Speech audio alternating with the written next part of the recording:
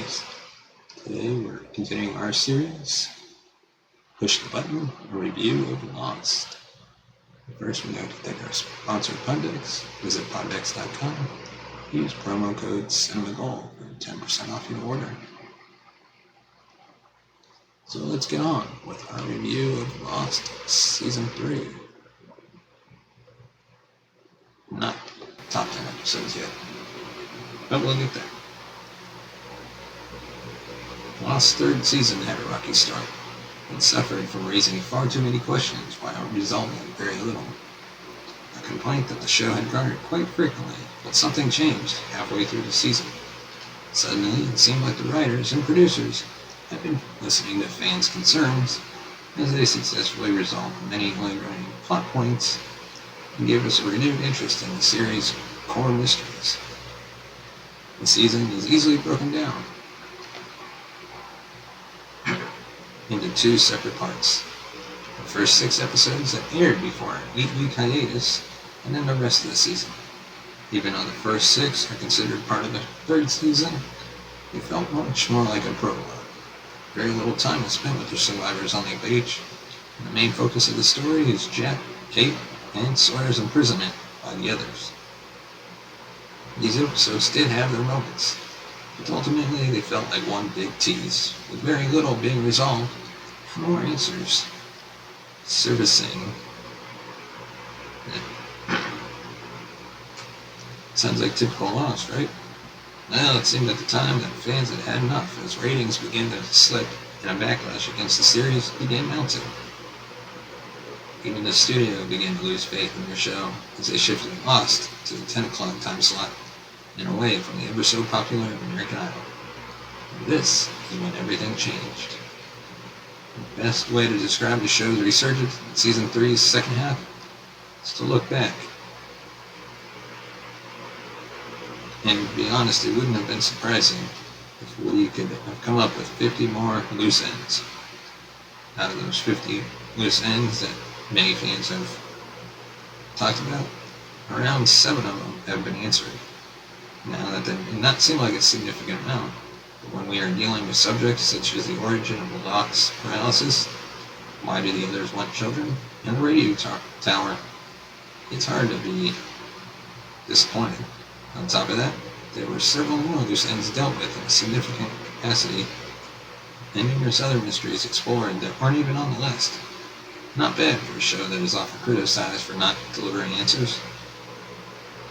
The second half of the season also featured some of the show's best episodes to date, including the brilliantly told Flashes Before Your Eyes, which is an interesting twist on Lost, somewhat stale flashback scenario. Other episodes include The Man from Tallahassee and The Brig, along with The Man Behind the Curtain and One of Us. Really, the only weak point of the final 16-episode run would be Stranger in a Strange Land, an episode that primarily focused on the origins and meaning of Jack's tattoo. We still don't really understand the significance, and we're not too sure if the writers do either. They never bring up the subject again for the rest of the season. If you were to suggest that the theme for Season 1 was Man versus the Unknown, and that Season 2 was Man versus Machine, also known as The Button, it would be fair to suggest that the theme for Season 3 is Man versus Man, as the main crux of the season deals with the survivors of Flight 815 dealing with the mysterious others. There is a constant power struggle between the two groups, and the narrative frequently shifts back and forth from the other camp to the survivors' beach, intertwined throughout are personal struggles for several of the characters in both camps, and we realize as the story pushes forward that even though they are enemies, their survival appears to be dependent on each other. At the core of this struggle is Benjamin Linus, and it would be a sin not to mention Michael Emerson's fantastic performance as the enigmatic leader of the others. He never once falters in portraying a creepy and enduring nemesis for the survivors of Flight 815, and in particular, John Locke. Terry O'Quinn puts in an equally inspired performance, and every time these two appear on screen together, you know something special is about to happen. Some argued that Lost is a show best watched on DVD. A sound argument when you consider all the minute details that every episode presents. Even with ABC showing the episodes consecutively, removed via plot metaphor. The show's narrative is far too complex, and you're simply not going to remember everything you need to know to fully appreciate the story. Those of you who gave up on the series early during the third season will benefit from the DVD release, as you'll be able to see what all the fuss was about in the latter half of the season. Perhaps next time, those of you who left won't quit on the series quite so soon. And now, we will get on to talking about the top 10 episodes of Season 3. Like I mentioned before, the number 10 episode is The Man Behind the Curtain. Okay, watching this, you probably ask, what the heck is going on? Ben finally gets the flashback treatment. We see some of the origins of the Dharma Initiative. Richard doesn't age, apparently. We meet Jacob. Or do we? As usual, we get some answers, but then, as a result, are forced to ask 100 more questions.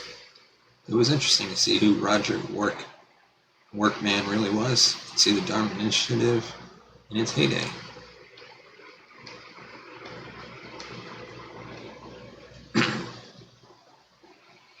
It looks like Jack and company are finally ready to talk to each other again, and Ben, for the record, leaving Locke shot in a pit of corpses, is cold. Number 9 is The Cost of Living. Echo has had a rough start to Season 3. Unfortunately, it only continues in this episode, as he sees his dead brother in a vision. Has to be rescued from a burning hut, and has a final scene, one-on-one, with the smoker monster. It was sad to see a favorite go.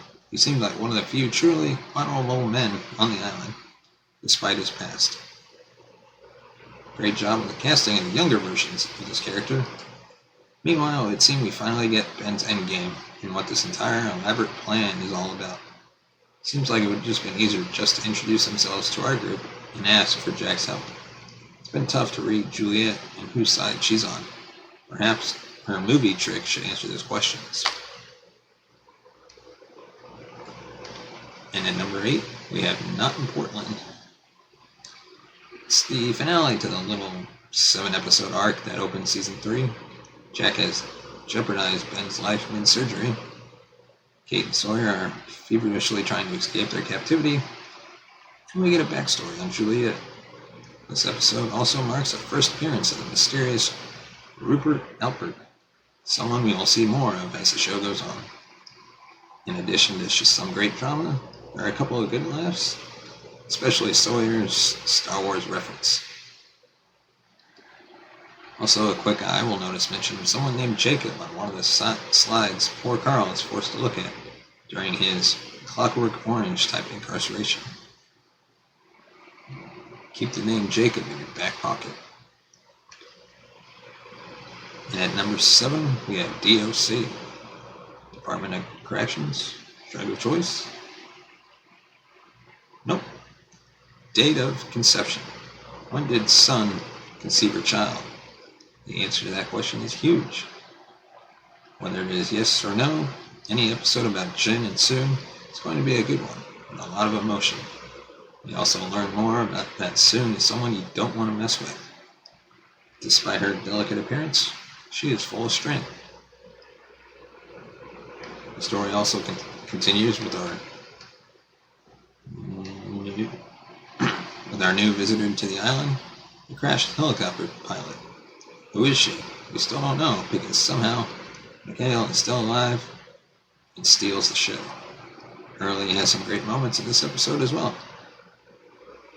Pretty sure the final lines spoken were meant to further tease the audience in their wild theories. And number 6, Flashes Before Your Eyes. This could officially be the episode where Lost goes from mystery drama to mystery sci-fi drama. We finally get some insight into what seems to be Desmond's ability to see the future.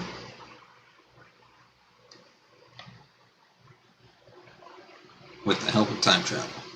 We also find out that Mr. Whitmore is much more of a hard-ass than we originally thought. And then Desmond's flashes of intuition so far have been all about trying to keep Charlie out of danger. Desmond's final lines of the episode will have you on edge until the season's end. Also, who exactly is the woman Desmond was talking to in the jewelry shop? That seemed to be out of time. Now, besides being Data's mother from the Next Generation Star Wars, or Star Trek.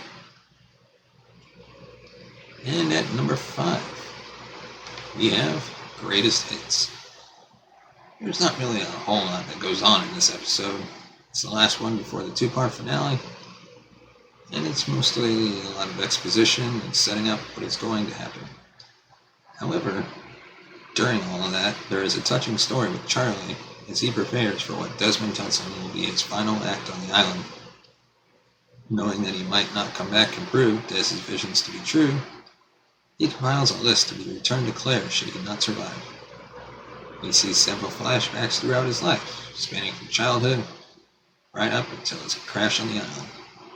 As Charlie is about to dive down to the Looking Glass station, there is also a great moment between him and Desmond, as neither wants to let the other go through with the dangerous task that's been set before them. A quiet episode, but a good one as well. And at number 4 is Catch-22. Let's hear it for Desmond. His character is so compelling thanks to his flashes of the future, his mourning for Charlie, and his deep love for Penny. Because of the type of show this is, we're almost given the biggest shocker of the series in the teaser, until we realize it's one of Desmond's flashes. He sees that the island is going to get a visitor, and will be at the cost of Charlie's life. Most of the episode is watching how Desmond makes sure his visions come true, because altering them may change the outcome of what he saw. We also get more insight into Des's past and see the first time he and Penny ever met. This culminates into what feels like would be a touching ending, with a nice blend of dialogue from the past, played over visuals of the present, Desmond frantically rescuing an ejected helicopter pilot he assumes is Penny. I'll just say the ending is yet another twist.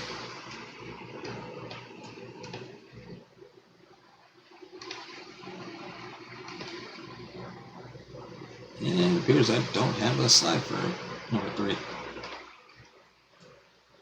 So at number 3 we have Enter 77.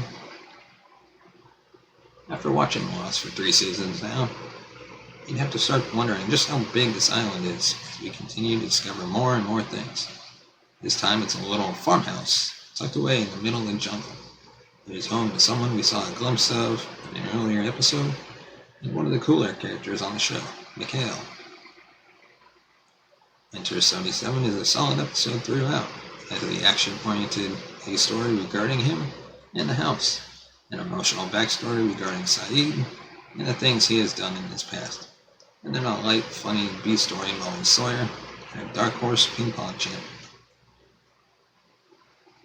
So at number 2, we have Through the Looking Glass, Part 1. It's the beginning of a tension-filled season finale. So many things are happening at once, and it's fantastic. Mikhail is one super cool character. Rose and Bernard are great, especially Rose's line to Jack. Speaking of the doc, how about that beard he's sporting in the flashes? And what did he read that make him want to kill himself? Furthermore, not long after kissing Juliet, he then tells Kate in a later conversation that he's actually in love with her. What gives? And Locke's visitor at the edge of the pit he's lying in? What's up with that? What we do know, answers will be far and few between. And to round out the list at number 1 is, of course, Through the Looking Glass Part 2. How did we do it? How did those of us who watched the show during its initial run not go insane during a summer's hiatus after the way Season 3 ended? All this time, we've wanted our heroes to get off the island. Now it turns out the strung-out Jack with the filthy beard is actually a flash forward, and he's telling Kate they need to go back to the island. So many great moments in this one, so more emotional than others. It was fun to see Hurley by the be the hero and save the day. On the flip side, Charlie's story was absolutely gut-wrenching. The music for this episode was fantastic, as it's always been throughout the series. What is Lot's deal anyways? Alex's introduction to her mother via Ben was funny. This was a true case of the show saving its very best of the season for the last. And that's all we have for this episode of Push the Button. Let us know your thoughts on Season 3 of The Lost. You can leave a comment in the section below. Be sure to hit that subscribe button and give us a thumbs up if you like it. Send us a tweet at cinemagold2. And we'll see you next week for another journey into Lost.